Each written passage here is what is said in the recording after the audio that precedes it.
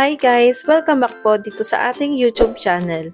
For today's video ay ituturo ko sa inyo kung paano mag-private ng Facebook account kung sakali man na wala ng lock profile sa settings ng inyong Facebook. Dati po kasi guys ay merong lock profile ang Facebook. Pero ngayon po yung bagong updated ni Facebook ay wala na po ang lock profile. So iilan na lamang po ang mga Facebook account na merong lock profile at ito'y available sa kanila. Siguro po kasi guys, yung kanila pong Facebook account, yung kanila pong Facebook application ay hindi po naka-auto update. So kaya po naiwan pa po yung ganong settings sa kanilang Facebook. Pero yung bagong updated po ngayon ay wala ng lock profile. Pero pwede pa nating maging private ang ating Facebook account. So kung gusto mo pong malaman kung paano, manatili ka lang po dito sa aking videos.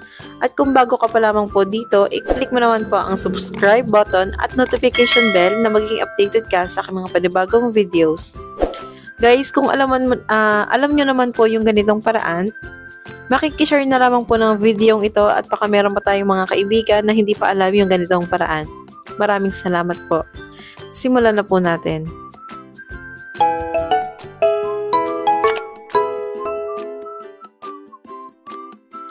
Una mo pong gawin ay pumunta ka muna po sa Play Store.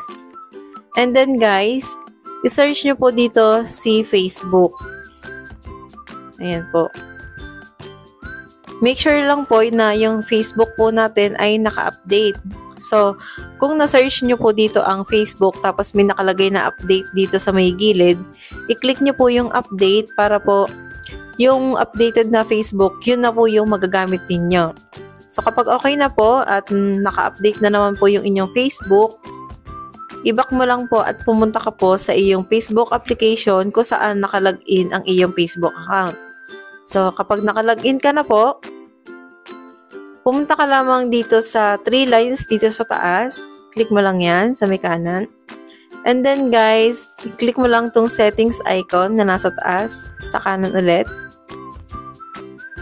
Tapos dito guys, dito sa Tools and Resources, i-click mo naman tong Privacy Checkup. And then dito guys, lahat po ng box na to ay kailangan po natin i-check yan kung naka-only me ba, naka-friends, or naka-public. So, para ma-private po yung ating Facebook account, yung hindi siya kalat sa ibang Facebook. So, i-click mo lang tong who can see what you share. So, i-click mo lang yan and then click mo tong continue dito sa baba. Tapos dito guys, nakalagay dito yung email. Ito yung personal details mo, yung nasa may taas, yung email, birthday. So, ito pong si email, dapat po naka-only me lang yan para po ikaw lang yung makakakita ng email account mo. And then, itong birthday, click mo lang tong arrow dito sa may gilid. So, itong birthday, syempre gusto mo mag-private ng Facebook account. So, only me mo lang yan. Tapos dito sa yung year ng birthday mo, only me mo lang din yan. Tapos po dito sa who can see your friends list on your profile. So, kasi nga po, nagpa-private tayo, palitan po natin yan ng only me. Para ikaw lang yung makakakita ng mga friends mo sa iyong Facebook account. And then, who can see the people pages and list you follow.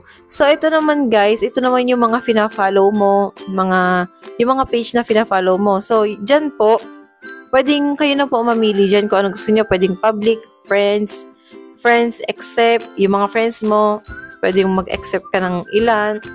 Tapos, specific friends. Tapos, only me kung gusto mong ikaw lang yung makakita. Yun, pipili ka lang po dyan. Tapos, kapag okay ka na dito, click mo lang tong next. And then, dito guys, dito pipili ka naman. Siyempre, nagpa-private ka nga po, no? Future post. So, dito po sa future post, pili ka lang dito. Friends lang po. Yan. Friends. Para yung mga friends mo lang talaga sa Facebook yung makakakita. And then, i-back mo lang. Tapos, stories. So, ang makakakita lang ng stories mo ay yung mga friends mo lang. Yan. Tapos, dito sa limit past post.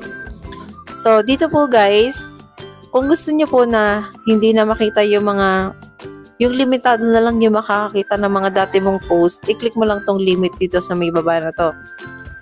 So, kung ayaw niyo naman na okay lang na makita ng iba mong friends yung mga dati mong post, stay nyo lang po yun na ganyan. And then, pag okay ka na dyan, click mo tong next. Tapos dito guys, dito, kung meron kang friends na gusto mong i-block, pwedeng i-click mo lang tong plus sign. And then dito, magtatype ka lang ng name, tapos may lalagay na block doon sa may gilid. Mabablock mo na po yung friends na yon. So, kung wala naman, okay lang siya. At saka once na nag-block ka ng Facebook friends mo, hindi magno-notification sa kanya once na binalak mo. So, nakalagay dito na when you block someone, we won't tell them that you blocked them. So, ganun siya guys, no? So, kapag okay na, click mo lang tong next. And then, review another topic. Click mo lang na sa may baba. And then, next naman natin to, yung how to keep your account secure. Click mo lang yan guys. And then, click mo tong review. Tapos dito guys, may nakalagay na if your password private. And then nakalagay dyan, change password.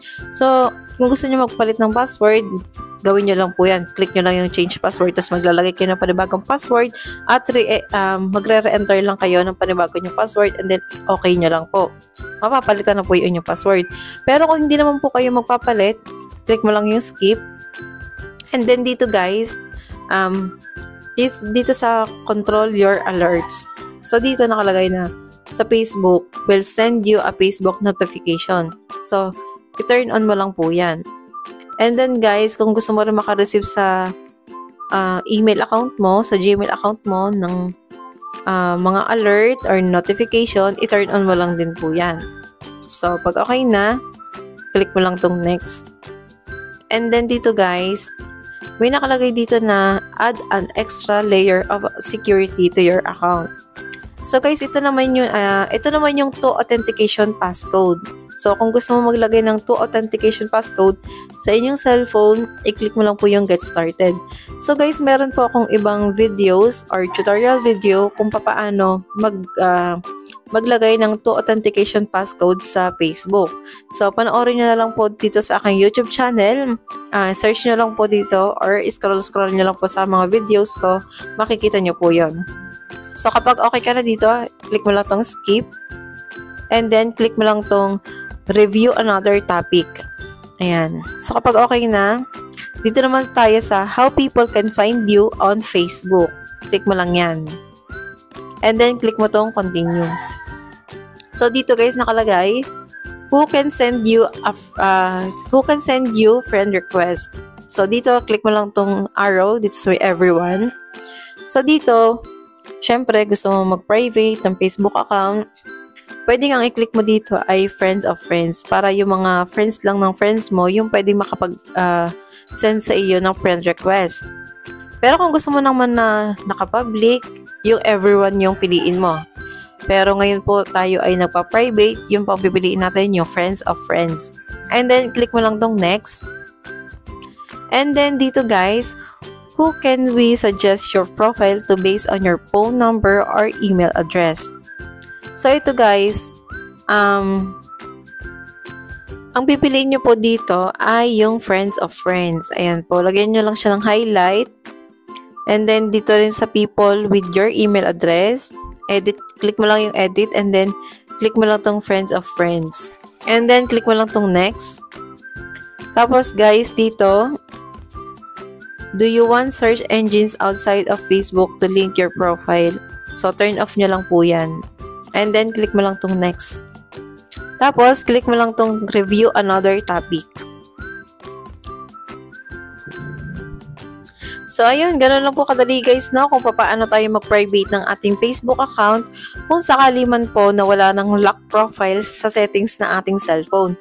Kasi guys, dati merong lock profile. Ito po yung easy way to private our Facebook account. So dahil wala na ngayon sa bagong update na Facebook, so ganito po yung pamamaraan. So sana po nakatulong ang video ito. Thank you for watching. Please subscribe to my channel and click the notification bell na maging updated ka sa aking mga panibagong videos. Thank you and God bless.